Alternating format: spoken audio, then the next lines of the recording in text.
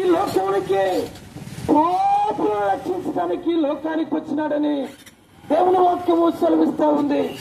పిల్లరా, పాపులు ఎవరనగా ఏ భేదమును లేదు, అందరూ పాపము చేసి దేవుడిని జయించే మహిమను అనగా మోక్షాన్ని పరలోకాన్ని పొందలేకపోతూ ఉన్నారు.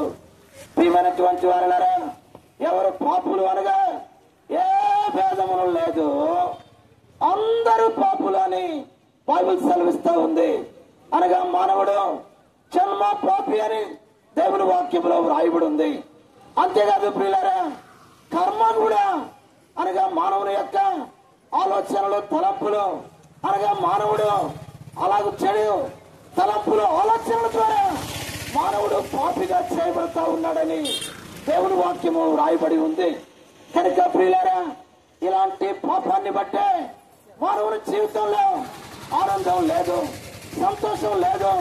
అనగా ప్రియులారా, ఈ పాపుల రక్షకుడు మానవుని యొక్క ఈ పాపాల నుంచి విడిపించడానికి, మానవుని యొక్క ఆనందం సంతోషం మానవునికి అనుగ్రహించడానికి యేసయ్య ఈ లోకంలో 2024 సంవత్సరాలకు పూర్వం ఈ లోకంలో జన్మించాడు. పిల్లరా, పాపం లేనివాడిగా జన్మించాడు, పాపం లేనివాడిగా జీవించాడు. ఆయన చనిపోయినాడు, శిలువల రక్తాన్ని కాచాడు. 3వ దినాన తిరిగి లేచి అనేకులు చూస్తుండగా ఆరోహణమై వెళ్ళిపోయి తిరిగి రాబోతా ఉన్నాడు.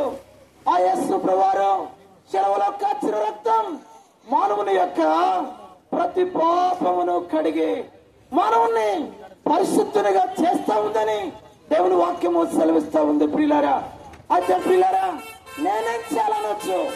వాక్యం చెప్తుంది, యేసు ప్రభునందు విశ్వాసం ఉంచినప్పుడు ప్రియులారా, నీవు కూడా పాప క్షమాపణ పొందుతావు.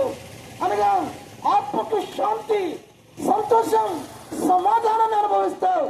అంటే కూడా కాదు, ఈ లోకాన్ని విడిచిన తర్వాత అంటే మరణించిన తర్వాత పరలోక రాజ్యములో నువ్వు ప్రవేశిస్తావు. అందుకొరకే ప్రియులారా, యేసు ప్రభునందు విశ్వాసం ఉంచి పాప క్షమాపణ పొంది రక్షణ భాగ్యాన్ని పొంది ఆ పరలోక రాజ్యములో ప్రవేశించాలని ఈ సాయంకాలము నీకు కూడా తెలియజేస్తా ఉన్నాం. పిల్లరా, యేసు ప్రభునందు విశ్వాసం ఉంచండి. ఆత్మకు శాంతి, సంతోషం, పరలోకం, మోక్ష భాగ్యాన్ని మనము పొందేవారిగా ఉంటాము.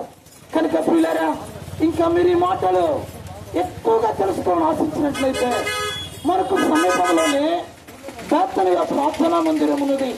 ఈరోజు సాయంకాలం 7 గంటలకు, అలాగనే రేపు ఉదయకాలం 9:30 గంటలకు, అలాగనే 12 గంటలకు, అలాగనే 4 గంటలకు సాయంత్రం, చివరిగా రేపు రాత్రి 7 గంటలకు కూడా ప్రత్యేక కూడికలు జరిగించబడుతూ ఉన్నాయి. మేమందరినీ ప్రేమతో ఆహ్వానిస్తా ఉన్నాం. అనేకుల స్థలానికి వస్తున్నారు. మీరు కూడా రండి, దేవుని వాక్యాన్ని వినండి. మీరు కూడా వచ్చి ఆత్మరక్షణ పొంది ఆ పరలోక మోక్ష భాగ్యం, ఆత్మకు శాంతి, సంతోషం అనుభవించాలని ప్రభు పేరిట మనం చేస్తూ ఉన్నాం.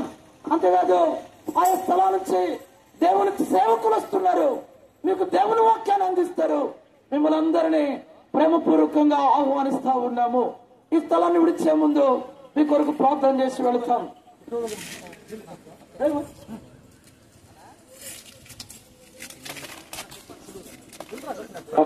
పరిశుద్ధమైన మా తండ్రి, సాయంకాలం